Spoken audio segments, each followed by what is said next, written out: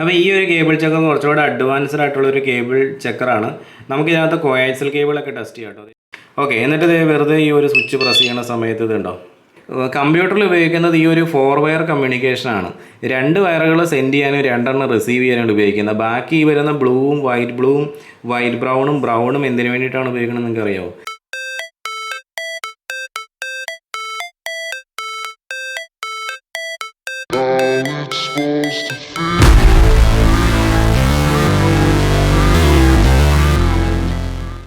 അപ്പോൾ ഇതൊരു RJ45 കണക്ടറാണെന്ന് നിങ്ങൾക്കറിയാം. ഇതൊരു CAT6 നെറ്റ്വർക്ക് കേബിളാണ്. അപ്പോൾ ഈ ഒരു CAT6 നെറ്റ്വർക്ക് കേബിൾ ഈ ഒരു RJ45 കണക്ടറിലേക്ക് എങ്ങനെ ക്രിമ്പ് ചെയ്തെടുക്കാം എന്നുള്ളതാണ് നമ്മളിന്ന് നോക്കാൻ പോകുന്നത്. അല്ലെങ്കിൽ അതിൻ്റെ സ്റ്റാൻഡേർഡ് എങ്ങനെയാണ് എന്നുള്ള കാര്യങ്ങളൊക്കെയാണ് ഇന്ന് നമ്മൾ നോക്കാൻ പോകുന്നത്. അപ്പോൾ നിങ്ങൾക്ക് എല്ലാവർക്കും നെക്സ സിസ്റ്റത്തിൻ്റെ പുതിയൊരു വീഡിയോയിലേക്ക് സ്വാഗതം. അപ്പോൾ നമ്മൾ കേബിൾ ക്രിമ്പ് ചെയ്യണേക്ക് മുമ്പ് കേബിളിനെ ഐഡൻറ്റിഫൈ ചെയ്യണം. അപ്പോൾ CAT6 കേബിൾ എന്ന് പറയുന്നത് ഇതുപോലെ പല കളറിൽ വരും.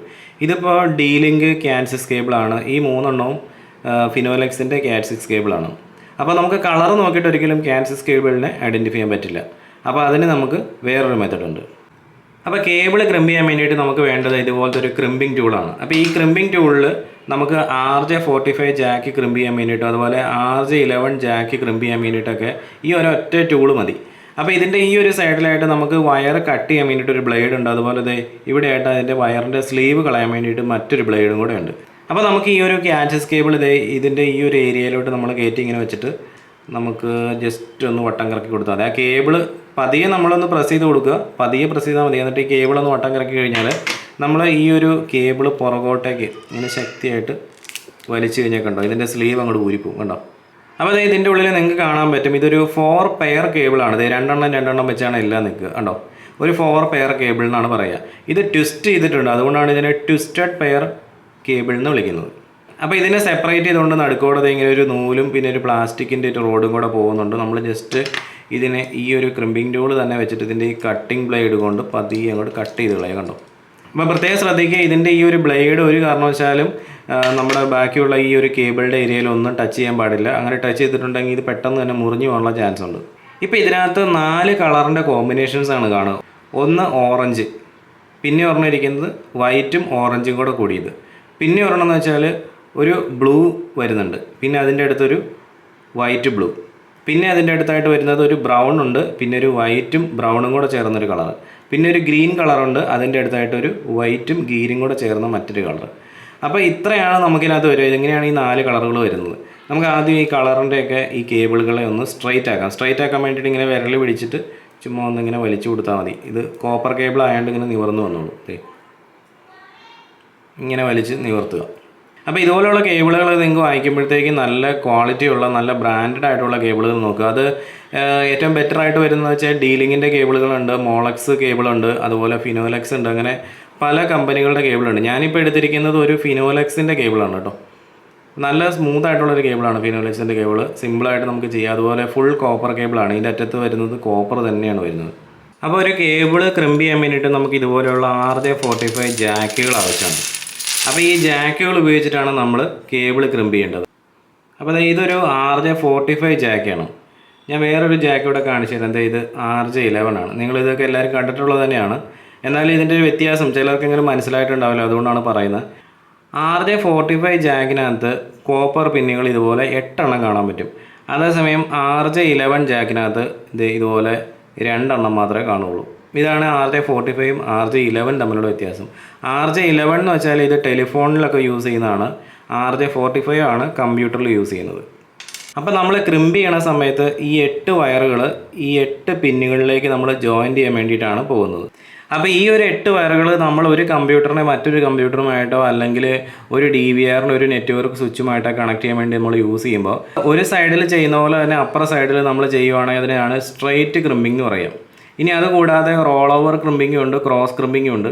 നമ്മളിപ്പോൾ ഒരു പാച്ച് കോഡ് ക്രിമ്പ് ചെയ്യാന്ന് പറഞ്ഞാൽ അത് സ്ട്രെയിറ്റ് മെത്തേഡിലാണ് നമ്മൾ ക്രിമ്പ് ചെയ്യുന്നത്. അതായത് ഈ ഒരു സൈഡിൽ നിങ്ങൾ ഏത് കളറിൽ അടിച്ചാലും അപ്പുറ സൈഡിൽ അതുപോലെ തന്നെ നിങ്ങൾ ചെയ്യുവാണെന്നുണ്ടെങ്കിൽ അതൊരു സ്ട്രെയിറ്റ് ക്രിമ്പിംഗ് എന്നാണ് ഇതിനെ വിളിക്കുന്നത്. അപ്പോൾ ഈ സ്ട്രെയിറ്റ് ക്രിമ്പിങ്ങിന് ഒരു സ്റ്റാൻഡേർഡ് ഉണ്ട്. ആ സ്റ്റാൻഡേർഡ് കൊടുത്തിരിക്കുന്നത് EIA TIA 568B സ്റ്റാൻഡേർഡാണ് നമ്മളെല്ലാവരും ഫോളോ ചെയ്യുന്നത്. അത് അമേരിക്കൻ നാഷണൽ സ്റ്റാൻഡേർഡ് ഇൻസ്റ്റിറ്റ്യൂട്ടിൻ്റെയാണ്, ആൻസി. അപ്പോൾ EIA എന്ന് വെച്ചാൽ electrical industrial association. TIA stands for telephone industrial association. അതിൻ്റെ ഒരു നമ്പറാണ് ഈ കൊടുത്തേക്കുന്നത് 568B. അപ്പോൾ എന്തിനാണ് ഈ ഒരു സ്റ്റാൻഡേർഡ്? നമ്മളിപ്പോൾ ഈ ഒരു വയർ എടുത്തെന്ന് വിചാരിച്ചു, ഈ ഓറഞ്ച് വയറിന് ഈ ബ്ലൂ വയറുമായിട്ട് വലിയ വ്യത്യാസമൊന്നുമില്ല. ഇത് രണ്ടും ഒരേപോലെ തന്നെയാണ്. ഇതിൻ്റെ ഉള്ളിൽ കൂടെ ഒരൊറ്റ കോപ്പർ പോകുന്നതേ ഉള്ളൂ.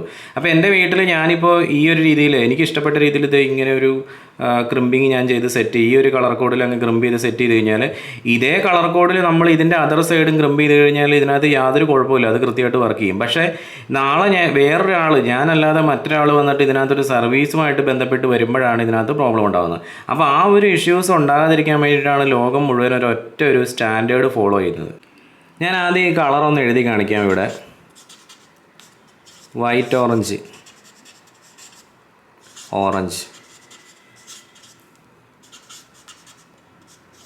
വൈറ്റ് ഗ്രീൻ, ബ്ലൂ,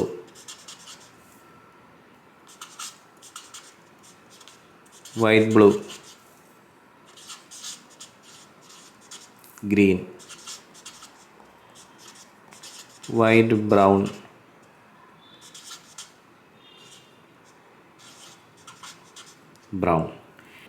അപ്പോൾ കേബിൾ ക്രിമ്പിങ്ങിൻ്റെ ഒന്നാമത്തെ പടി എന്നുള്ള രീതിയിൽ നിങ്ങളെല്ലാവരും ഈ ഒരു കളർ കോഡിലേക്കൊന്ന് നോക്കുക. ഇതാണ് ഇപ്പോൾ നമ്മൾ ആദ്യം എഴുതി വെച്ചേക്കണേ കളർ കോഡ്. അപ്പോൾ ആ ഒരു കളർ കോഡിൻ്റെ ബേസിനകത്ത് നമ്മുടെ കയ്യിലിരിക്കുന്ന ഈ വയർ ഒന്ന് കറക്റ്റായിട്ട് ഓർഗനൈസ് ചെയ്യുക.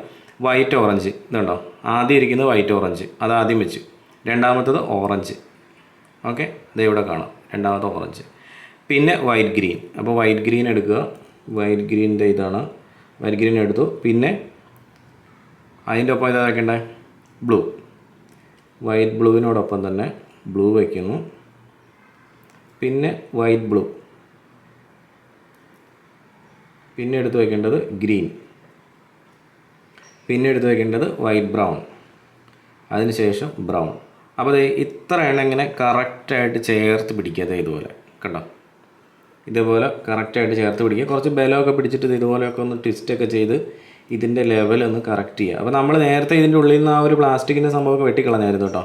അപ്പോൾ അതെല്ലാം കറക്റ്റായിട്ട് കട്ട് ചെയ്ത് കളഞ്ഞ ശേഷം നമ്മൾ ഇതുപോലത്തെ ഒരു കണക്ടർ എടുക്കുക. അപ്പോൾ വേറൊരു കാര്യം നിങ്ങളെ കാണിക്കാൻ മറന്നുപോയി. കണക്ടർ നമുക്ക് ഇതുപോലത്തെ RJ45 ഉണ്ടെന്ന് പറഞ്ഞില്ലേ, ഈ കണക്ടർ പോലെ തന്നെ മറ്റൊരു മെറ്റൽ കണക്ടർ കൂടെ വരുന്നുണ്ട്. ഇതുണ്ടോ, സ്റ്റീലിൻ്റെ ഒക്കെ ഒരു കണക്ടർ. ഈ ഒരു കണക്ടറിൻ്റെ വില എന്ന് വെച്ചാൽ ഒരു 8 രൂപ റേഞ്ചൊക്കെയാണ് വരുന്നതെങ്കിൽ ഈ ഒരു കണക്ടറിന് ഒരു 25 രൂപ 30 രൂപ റേഞ്ചൊക്കെ വരും. ഇത് സ്റ്റീലാണ് ഈ കണക്ടർ വരുന്നത്. കുറച്ചുകൂടെ ക്വാളിറ്റി ഉള്ളൊരു മോഡലാണ് ഈ കണക്ടർ. ഓക്കെ, അപ്പോൾ അതവിടെ ഇരിക്കട്ടെ. നമുക്ക് നേരെ ഈ ഒരു കണക്ടറിലേക്ക് വരാം. ഇപ്പോൾ ആദ്യമൊക്കെ ചെയ്യുമ്പോൾ എല്ലാവർക്കും എന്തെങ്കിലുമൊക്കെ ബുദ്ധിമുട്ടുകളൊക്കെ ഉണ്ടാവും. എന്നാലും 2-3 പ്രാവശ്യമൊക്കെ ചെയ്ത് കഴിയുമ്പോൾ കറക്റ്റ് ആയിക്കോളും. ഇപ്പോൾ ഇവിടെ കണ്ടോ, ഈ ഒരു ഷീൽഡ് ഉണ്ടല്ലോ, ഈ ഒരു ഷീൽഡ് ശരിക്കും പറഞ്ഞാൽ ഇതിൻ്റെ ഉള്ളിലേക്ക് കയറി ടൈറ്റ് ആവണം. ഇങ്ങനെ ടൈറ്റ് ആയിട്ടില്ല എന്നുണ്ടെങ്കിൽ ചിലരൊക്കെ ക്രിമ്പ് ചെയ്യുമ്പോൾ ഇത് ഇങ്ങനെയൊക്കെ തൂങ്ങിയിരിക്കും. ഇങ്ങനെയൊക്കെ ഇരുന്ന് കഴിഞ്ഞാൽ ഇതങ്ങ് ഊരി പോകാനുള്ള ചാൻസ് കൂടുതലാണ്. ഇത് ഞാൻ ക്രിമ്പ് ചെയ്ത് കാണിച്ചു തരാം. ഇതിൻ്റെ ഉള്ളിലേക്ക് അങ്ങോട്ട് കയറണം, എന്നാലാണ് കറക്റ്റ് ആവുള്ളൂ. അപ്പോൾ ആ ഒരു ലെങ്ത് പിടിച്ചുകൊണ്ട് നമ്മുടെ ഈ ഒരു ക്രിമ്പിംഗ് ടൂൾ കൊണ്ട് നമ്മൾ ഇത് കറക്റ്റായിട്ട് അങ്ങോട്ട് കട്ട് ചെയ്യുക. ഇപ്പോൾ നമ്മൾ കൊടുത്തിരിക്കുന്ന കളർ കോഡിനകത്ത് യാതൊരു മാറ്റവും വരരുത്. നിങ്ങളുടെ വിരലോ കയ്യോ ഇവിടെ നിന്ന് മാറ്റാനും പാടില്ല. അത് കറക്റ്റായിട്ട് അങ്ങനെയാണോ എന്ന് നോക്കുക. കട്ട് ചെയ്യുന്നതൊക്കെ തന്നെ കട്ട് ചെയ്തതിന് ശേഷം പിന്നെ അങ്ങോട്ടും ഇങ്ങോട്ടും മാറ്റി വെച്ച ലെങ്ത് പറഞ്ഞു. അപ്പോൾ white orange, white green blue, white blue green, white brown, യാതൊരു കുഴപ്പമില്ല, കറക്റ്റാണ്. നേരെ ഇങ്ങനെ വെക്കുക. കറക്റ്റായിട്ട് പിടിച്ചുകൊണ്ട് ഒറ്റ കട്ടിങ് കണ്ടോ, അത് കട്ടായിപ്പോയി. ഇനി നമ്മൾ നമ്മുടെ കണക്ടർ എടുക്കുന്നു. കണക്ടർ എടുത്ത ശേഷം കണക്ടറിൻ്റെ ഈ ഒരു പിന്നുണ്ടല്ലോ, ഈ ഒരു പിന്ന് മറ്റേ സൈഡിലോട്ട് തിരിച്ച് വയ്ക്കുക. അത് നമ്മുടെ നേരെ പിടിക്കരുത്, എന്നാൽ മറ്റുള്ളവരുടെ നേരത്തേക്ക് തിരിച്ച് വയ്ക്കുക. അതായത് ബാക്ക് സൈഡിലേക്ക് തിരിച്ച് വെച്ച ശേഷം ഇതിനെ നേരെ കൈയെടുക്കാതെ അതിനുള്ളിലോട്ട് കടത്തുക. കണ്ടോ, ഓക്കെ. ഇപ്പോൾ കൈയെടുക്കാതെ നമ്മൾ കടത്തി കഴിഞ്ഞപ്പോൾ ഇതിങ്ങനെ വന്ന് നിൽപ്പുണ്ട് കണ്ടോ. ഇനി ഇതിനെ നല്ലപോലെ അമർത്തി ഇതിൻ്റെ ഉള്ളിലേക്ക് അങ്ങ് കയറ്റി വിടുക. ഇതുണ്ടോ, നല്ലപോലെ അമർത്തി അതിനകത്തോട്ട് കയറ്റണം. ഇപ്പോൾ ജാക്കും എല്ലാം അവിടെ കറക്റ്റായിട്ട് കയറിയിട്ടുണ്ട്. ഇതിൻ്റെ എല്ലാ പിന്നുകളും ഇവിടെ വന്ന് മുട്ടി നിൽക്കണം കാണാൻ പറ്റും. ഉണ്ടല്ലോ, ഈ സൈഡിൽ വന്ന് മുട്ടി നിൽക്കുകയാണ്. അതായത് നമ്മൾ ആ കട്ട് ചെയ്ത കോപ്പർ ഈ ഒരു സൈഡിൽ വന്ന് ടച്ച് ചെയ്ത് നിൽക്കുകയാണ് 8 എണ്ണത്തിൻ്റെ. അപ്പോൾ അങ്ങനെ ടച്ചായിട്ട് നിൽക്കും. അപ്പോൾ ഈ ഒരു ടച്ചായിട്ട് നിന്നില്ല എന്നുണ്ടെന്നുണ്ടെങ്കിൽ ഇതൊരിക്കലും ക്രിമ്പിങ് കറക്റ്റ് ആവില്ല. അപ്പോൾ ഇനി നമ്മൾ ചെയ്യേണ്ടതെന്ന് വെച്ചാൽ നമ്മുടെ ക്രിമ്പിംഗ് ടൂൾ എടുക്കുക. ക്രിമ്പിംഗ് ടൂളിൽ ഇവിടെ ഈ ഒരു സൈഡും ഉണ്ട്, ഈ ഒരു സൈഡും ഉണ്ട്. അപ്പോൾ നമ്മളിനി ചെയ്യാൻ പോകണമെന്ന് വെച്ചാൽ ഈ ഒരു ക്രിമ്പിംഗ് ടൂളിൽ ഈ ഒരു സൈഡിലൂടെ ഇങ്ങനെ കടത്തിയിട്ട് ഇതിനുള്ളിലോട്ട് അങ്ങ് കയറ്റി വയ്ക്കുക. കണ്ടോ, ഇങ്ങനെ ലോക്കാവും. അതിനുശേഷം ഇപ്പുറ സൈഡിലേക്ക് അത് വരും. അപ്പോൾ ഈ ഇപ്പുറ സൈഡിലോട്ട് വന്നു കഴിയുമ്പോൾ നമ്മൾ ഇവിടെ ബാക്ക് സൈഡിൽ ഇവിടെ അങ്ങോട്ട് അമർത്തി കഴിഞ്ഞാൽ ഇത് കറക്റ്റായിട്ട് അങ്ങോട്ട് ജോയിൻ്റ് ആവും കണ്ടോ. അപ്പോൾ ഇനി നിങ്ങൾ നോക്കുകയാണെന്നുണ്ടെങ്കിൽ കാണാൻ പറ്റും ഈ ഒരു പിന്ന് എല്ലാ പിന്നുകളും ഈ ഒരു വയറിൻ്റെ അകത്തേക്ക് തുളച്ച് കയറിപ്പോയിക്കണം കാണാൻ പറ്റും. അപ്പോൾ ഈ ഒരു രീതിയിലാണ് നമ്മൾ ക്രിമ്പിങ് ചെയ്യേണ്ടത്. അപ്പോൾ ഞാൻ ആ കേബിളിൻ്റെ മറ്റേ സൈഡും കൂടെ ക്രിമ്പ് ചെയ്ത് വെച്ചിട്ടുണ്ട്. ഇനി നമുക്ക് ചെയ്യേണ്ടതെന്ന് വെച്ചാൽ നമുക്ക് ഈ ഒരു കേബിൾ ഒന്ന് ടെസ്റ്റ് ചെയ്യണം. അപ്പോൾ അതിന് വേണ്ടിയിട്ട് ഇതുപോലെ ഒരു കേബിൾ ചെക്കറുണ്ട്. അപ്പോൾ ഇതൊരു സ്പെഷ്യൽ കേബിൾ ചക്കറാണ് കേട്ടോ. എനിക്ക് ഭയങ്കര ഇഷ്ടപ്പെട്ടൊരു കേബിൾ ചക്കറാണ്. നമുക്ക് ഒരുപാട് ഓപ്ഷൻസ് ഈ കേബിൾ ചക്കറിനകത്തുണ്ട്. അപ്പോൾ ഈ ഒരു കേബിൾ ചക്കർ കുറച്ചുകൂടെ അഡ്വാൻസ്ഡ് ആയിട്ടുള്ളൊരു കേബിൾ ചക്കറാണ്. നമുക്കിതിനകത്ത് കോയാക്സിൽ കേബിളൊക്കെ ടെസ്റ്റ് ചെയ്യാം കേട്ടോ. അത് ഇവിടെ BNC കണക്ടറൊക്കെ നമുക്ക് വെച്ച് ടെസ്റ്റ് ചെയ്യാം. പിന്നെ നമ്മുടെ RJ11 കേബിൾ ടെസ്റ്റ് ചെയ്യാം, RJ45 കേബിൾ ടെസ്റ്റ് ചെയ്യാം. അങ്ങനെ എല്ലാ കേബിൾസും ടെസ്റ്റ് ചെയ്യാവുന്ന ഒരു നല്ലൊരു കേബിൾ ചക്കറാണിത്. അപ്പോൾ നമുക്ക് ഇത് വെച്ചിട്ടൊന്ന് കേബിളിൽ നിന്ന് ടെസ്റ്റ് ചെയ്ത് നോക്കാം. അത് എൻ്റെ കയ്യിൽ ആ കേബിൾ ഇരിപ്പുണ്ട്. ഇപ്പോൾ നമ്മൾ ക്രിമ്പ് ചെയ്തിട്ടുണ്ടായിരുന്ന കേബിൾ അത് ഇവിടെ ഈ സൈഡിൽ ഒന്ന് കണക്ട് ചെയ്യുന്നു. അതിൻ്റെ ആ കേബിളിൻ്റെ തന്നെ മറ്റേ എൻഡ് ഇത് ഇവിടെയും കൊണ്ട് കണക്ട് ചെയ്യാം. ഓക്കെ, എന്നിട്ട് ഇത് വെറുതെ ഈ ഒരു സ്വിച്ച് പ്രസ് ചെയ്യുന്ന സമയത്ത് ഇതുണ്ടോ എല്ലാ ലൈറ്റുകളും 1 മുതൽ 8 വരെയുള്ള ലൈറ്റുകൾ തെളിഞ്ഞേക്കണുണ്ടോ ഉണ്ടോ. അതായത് ഇവിടെ നിന്ന് വരുന്ന ആ ഒരു പവർ ഇതിലേക്ക് പോകുന്നു. ആ പവർ ഇതിൻ്റെ ഉള്ളിൽ കൂടെ ഈ വയറിനകത്തോടെ മുഴുവൻ പാസ് ചെയ്തിട്ടാണ് ഇവിടെ എത്തുക. അപ്പോൾ ഈ 8 വയർ ഓക്കെ ആണെങ്കിൽ മാത്രമാണ് ഈ 8 എണ്ണം തെളിയുള്ളൂ. ഏതെങ്കിലും ഒരു വയർ ഡാമേജ് ആയിട്ട് നിൽക്കുവാണെന്ന് വിചാരിക്കുക. അങ്ങനെയാണെന്നുണ്ടെങ്കിൽ അതിനകത്ത് ഏത് നമ്പറാണ് ഡാമേജ് എന്നുള്ളത് ഈ ഒരു കേബിൾ ചക്കറിനകത്ത് കാണിക്കും.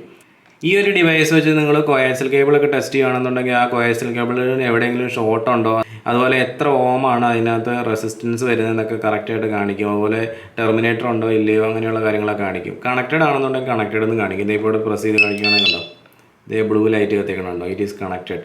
അതുപോലെ ബാറ്ററി ഗുഡ് ആണോ ബാഡ് ആണോ എന്നൊക്കെ കാര്യങ്ങൾ കാണിക്കും. ബാറ്ററി ചാർജ് കുറവാണെന്നുണ്ടെങ്കിൽ ഇവിടെ റെഡ് ലൈറ്റ് തെളിയും. അപ്പോൾ ഇതാണ് ആ BNC ഒക്കെ നമ്മൾ ടെസ്റ്റ് ചെയ്യുമ്പോഴത്തേക്കുള്ളത്. അപ്പം നമ്മളൊരു സ്ഥലത്ത് സർവീസിന് പോയേക്കുവാണെന്നുണ്ടെങ്കിൽ നമുക്ക് ആ കേബിള് ഫോൾട്ടി ആണോ നമുക്ക് അറിയണമെന്നുണ്ടെങ്കിൽ നമ്മൾ നമ്മുടെ DVRൻ്റെ സൈഡിൽ ഇവിടെ കണക്ട് ചെയ്യുക. അപ്പോൾ ആ ക്യാമറ അങ്ങ് ഊരിയിട്ട് നമ്മൾ ആ ക്യാമറയുടെ ഇരുന്ന സ്ഥലത്തേക്ക് ഈ ഒരു BNCയുടെ ഈ ഒരു ടെർമിനേറ്റർ എടുത്ത് കുത്തിക്കഴിഞ്ഞാൽ നമുക്ക് ഈ ഒരു സ്വിച്ച് ഇട്ട് നോക്കിക്കഴിഞ്ഞാൽ അറിയാൻ പറ്റും അവിടെ എവിടെയെങ്കിലും വയറിന് ഷോർട്ട് ഉണ്ടോ ഇല്ലയോ എന്നൊക്കെ അറിയാൻ പറ്റും. വളരെ ഉപകാരപ്രദമായിട്ടുള്ളൊരു ഉപകരണമാണിത്. ഒരു 1500 രൂപ ആ ഒരു റേഞ്ചാണ് ഇതിൻ്റെ വില വരുന്നത്. അപ്പോൾ മറ്റൊരു കാര്യം നിങ്ങൾക്ക് അറിയാമെന്ന് എനിക്കറിയില്ല, ഞാൻ അതുകൊണ്ട് ഒന്നുകൂടെ പറഞ്ഞു തരുന്നത്. അതായത് നമ്മളിപ്പോൾ ഒരു 8 വയറുകൾ ഇവിടെ ക്രിമ്പ് ചെയ്ത് വെച്ചില്ലേ ഇതേപോലെ. അപ്പോൾ ഇതിനകത്ത് ശരിക്കും പറഞ്ഞാൽ ഒരു 4 വയർ മാത്രമേ ഉള്ളൂ 2 കമ്പ്യൂട്ടറുകൾ തമ്മിൽ കണക്ട് ചെയ്യാൻ വേണ്ടി, അല്ലെങ്കിൽ ഒരു DVRും ഒരു സ്വിച്ചും തമ്മിൽ കണക്ട് ചെയ്യാൻ വേണ്ടിയിട്ടൊക്കെ ആവശ്യമുള്ളൂ. ബാക്കി ഇതിനകത്ത് വരുന്ന 4 വയറുകൾ ശരിക്കും പറഞ്ഞാൽ യൂസ്ലെസ് ആണ്. അപ്പോൾ അത് ഏത് വയറുകളാണ് എങ്ങനെയാണ് ഫംഗ്ഷൻ ചെയ്യണമെന്ന് നോക്കാം. ഇപ്പോൾ ഈ വൈറ്റ് ഓറഞ്ച് എന്ന് പറഞ്ഞാൽ ശരിക്കും പറഞ്ഞാൽ നമ്മുടെ സെൻഡ് ചെയ്യുന്ന കമ്പ്യൂട്ടറിൻ്റെ പോസിറ്റീവാണ്. അപ്പോൾ ഞാനത് S+ എന്ന് എഴുതി. ഈ ഓറഞ്ച് എന്ന് പറഞ്ഞാൽ സെൻഡ് ചെയ്യുന്ന കമ്പ്യൂട്ടറിൻ്റെ നെഗറ്റീവാണ്. ഓക്കെ, അപ്പോൾ വൈറ്റ് ഗ്രീൻ എന്ന് പറഞ്ഞാൽ റിസീവ് ചെയ്യുന്ന കമ്പ്യൂട്ടറിൻ്റെ പോസിറ്റീവാണ്. അതുപോലെ പിന്നെ ഈ ഒരു ബ്ലൂവും വൈറ്റ് ബ്ലൂവും യൂസ് ചെയ്യുന്നില്ല, പിന്നെ ഗ്രീൻ വരുമ്പോഴാണ് യൂസ് ചെയ്യുക. അത് റിസീവ് ചെയ്യുന്ന കമ്പ്യൂട്ടറിൻ്റെ നെഗറ്റീവായിട്ട് വരും. കമ്പ്യൂട്ടറിൽ ഉപയോഗിക്കുന്നത് ഈ ഒരു 4 വയർ കമ്മ്യൂണിക്കേഷനാണ്. 2 വയറുകൾ സെൻഡ് ചെയ്യാനും 2 എണ്ണം റിസീവ് ചെയ്യാനാണ് ഉപയോഗിക്കുന്നത്. ബാക്കി ഈ വരുന്ന ബ്ലൂവും വൈറ്റ് ബ്രൗണും എന്തിനു വേണ്ടിയിട്ടാണ് ഉപയോഗിക്കുന്നത് നിങ്ങൾക്ക് അറിയാമോ? നമ്മൾ ഒരു IP ക്യാമറയൊക്കെ നിങ്ങൾക്ക് അറിയാമല്ലോ, അത് ഇതുപോലെയുള്ള IP ക്യാമറകൾ. അപ്പോൾ ഇതുപോലെയുള്ള IP ക്യാമറകളിൽ നമ്മൾ ഈ ഒരു RJ45 കണക്ടർ തന്നെയല്ലേ ജാക്കിലെ നമ്മൾ അടിക്കുക. അപ്പോൾ ഈ ഒരു RJ45 ജാക്കിൻ്റെ ഉള്ളിൽ കൂടെ തന്നെയാണല്ലോ പവറും ഡാറ്റയും ഒരുമിച്ച് ട്രാൻസ്മിറ്റ് ചെയ്യുന്നത്. അപ്പോൾ ശരിക്കും പറഞ്ഞാൽ ഈ 4 എണ്ണം, ഇപ്പോൾ ഞാൻ ഈ പറഞ്ഞിരിക്കുന്ന 4 എണ്ണം ഉപയോഗിച്ചിട്ടാണ് ഈ IP ക്യാമറകളിൽ ഡാറ്റ ട്രാൻസ്ഫർ ചെയ്യുന്നത്. അതായത് വീഡിയോ പോകുന്നത് ഈ ഒരു 4 എണ്ണത്തേക്കൂടെയാണ്, പവർ പോകുന്നത് ഈ ഒരു 4 എണ്ണത്തേക്കൂടെയാണ്. അപ്പോൾ ഈ ഒരു ബ്ലൂവും വൈറ്റ് ബ്ലൂ ഉപയോഗിക്കുന്നത് DC പോസിറ്റീവും, ഈ ഒരു വൈറ്റ് ബ്രൗണും ഉപയോഗിക്കുന്നത് DC നെഗറ്റീവുമാണ്. അപ്പോൾ നമ്മുടെ ക്യാമറയുടെ പവർ പോകുന്നത് ഇതിലൂടെയാണ്. അത് പോസിറ്റീവും നെഗറ്റീവും 2 വയർ ഉപയോഗിച്ചിട്ടാണ് പവർ പോസിറ്റീവ് കൊടുക്കുന്നതെങ്കിൽ 2 വയർ ഉപയോഗിച്ചിട്ടാണ് പവർ നെഗറ്റീവ് കൊടുക്കുക. ബാക്കി ഈ ഒരു 4 വയറിൽ കൂടെയാണ് ഡാറ്റ ട്രാൻസ്മിറ്റ് ചെയ്യുക. ഇപ്പോൾ നിങ്ങൾ ഈ പാച്ച് കോഡൊക്കെ നമ്മൾ റെഡിമെയ്ഡ് വാങ്ങിക്കുന്ന പാച്ച് കോഡൊക്കെ ചിലപ്പം ഈ ക്യാമറയ്ക്ക് കുത്തുമ്പോൾ ചിലർക്കൊക്കെ അറിയാൻ പറ്റിയേക്കും അത് ചിലപ്പോൾ കണക്ഷൻ ഓക്കെ ആവില്ല. അപ്പോൾ അതെന്തുകൊണ്ടാണെന്ന് വെച്ചാൽ അവർ ഈ പാച്ച് കോഡ് റെഡിമെയ്ഡായിട്ട് വാങ്ങിക്കുമ്പോഴത്തേക്കും ഈ ഒരു DC പോസിറ്റീവും DC നെഗറ്റീവും ഈ 4 വയറുകൾ ശരിക്കും പറഞ്ഞ് ക്രിമ്പ് ചെയ്യാറില്ല. ഞാൻ ചില പാച്ച് കോഡുകളിലൊക്കെ കണ്ടിട്ടുണ്ട് ആകെ ഈ ഒരു 4 വയറ് മാത്രമേ അതിനകത്ത് ഉണ്ടാവുള്ളൂ. അപ്പോൾ മെഷീനിലൊക്കെ ചെയ്യുമ്പോഴത്തേക്ക് ഈ 4 എണ്ണം സ്പെഷ്യലായിട്ട് അവർക്ക് കറക്റ്റായിട്ട് ചെയ്യാൻ പറ്റും. നമ്മൾ കൈകൊണ്ട് നോക്കിക്കഴിഞ്ഞാൽ ചിലപ്പോൾ നടന്നൊന്നും വരില്ല. അപ്പോൾ ഞാൻ നിങ്ങളെ കാണിക്കാൻ വേണ്ടിയിട്ടാണ് ഇത്രയും ചെറിയൊരു പാച്ച് കോഡ് ക്രിയേറ്റ് ചെയ്തത്. അപ്പോൾ നിങ്ങൾക്ക് എത്രത്തോളം ആവശ്യമുണ്ടോ അത്രയും ലെങ്തിൽ തന്നെ ഒരു പാച്ച് കോഡ് സെറ്റ് ചെയ്യാം. അപ്പോൾ സ്വന്തമായിട്ട് നമ്മൾ ക്രിമ്പ് ചെയ്യുകയാണെന്നുണ്ടെങ്കിൽ നമുക്ക് ഇങ്ങനെ നമ്മുടെ DVRൻ്റെ ഒക്കെ സൈഡിലേക്ക് ഒരുപാട് വയർ ഇങ്ങനെ ചുരുട്ടി വെക്കേണ്ട ആവശ്യമൊന്നും വരില്ല. കാരണം നമുക്ക് കൃത്യ അളവിൽ തന്നെ നമുക്ക് പാച്ച് കോഡ് സെറ്റ് ചെയ്തെടുക്കാവുന്നേ ഉള്ളൂ.